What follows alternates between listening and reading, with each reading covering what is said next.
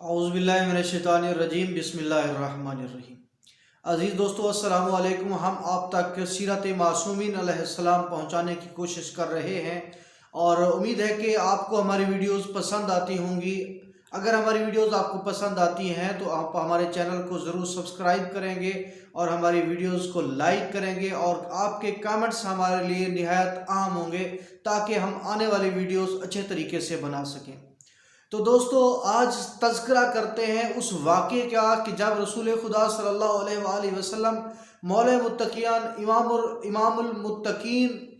امیر المومنین علیہ السلام کے پاس تشریف لاتے ہیں، اور علی علیہ السلام اس وقت آشوب چشم کی وجہ سے کراہ رہے تھے۔ تو رسول خدا صلی اللہ علیہ وآلہ وسلم نے اپنے بھائی علی سے پوچھا کہ یا علی، یہ درد سے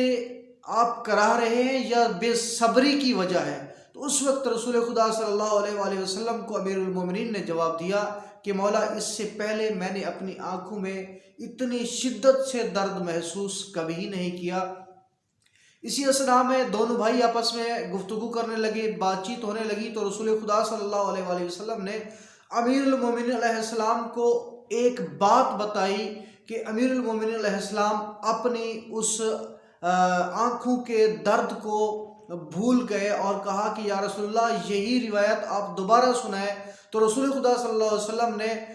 اس کا تکرار کیا، تو وہ یہ روایت تھی کہ رسول خدا صلی اللہ علیہ وسلم نے فرمایا کہ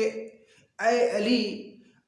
کافروں کی جان کنی کے لیے جب حضرت عزرائیل علیہ السلام آئیں گے تو وہ اپنے ساتھ آگ کے گولے لائیں گے، اور اس شدت کے ساتھ، اس سختی کے ساتھ کافروں کی جان کنی کریں گے کہ جہنم بھی اس پہ فریاد کرنے لگے گی۔ تو مولا علی علیہ السلام نے کہا کہ یا رسول اللہ، میں تو اپنا درد بھول گیا ہوں، کیا آپ کی امت میں بھی ایسے لوگ ہوں گے کہ جن کے ساتھ جناب عزرائیل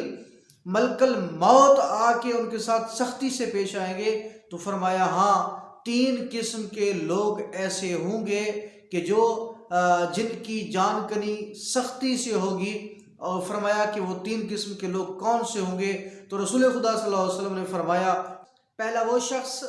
جو ظالم اور جابر حاکم ہوگا، دوسرا وہ شخص جو یتیم کا مال کھائے گا، اور تیسرا وہ شخص ہوگا جو جھوٹی گواہی دے گا۔ تو 3 اشخاص کے بارے میں رسول خدا صلی اللہ علیہ وآلہ وسلم نے کہا کہ میری امت میں یہ 3 اشخاص ہوں گے جن کے ساتھ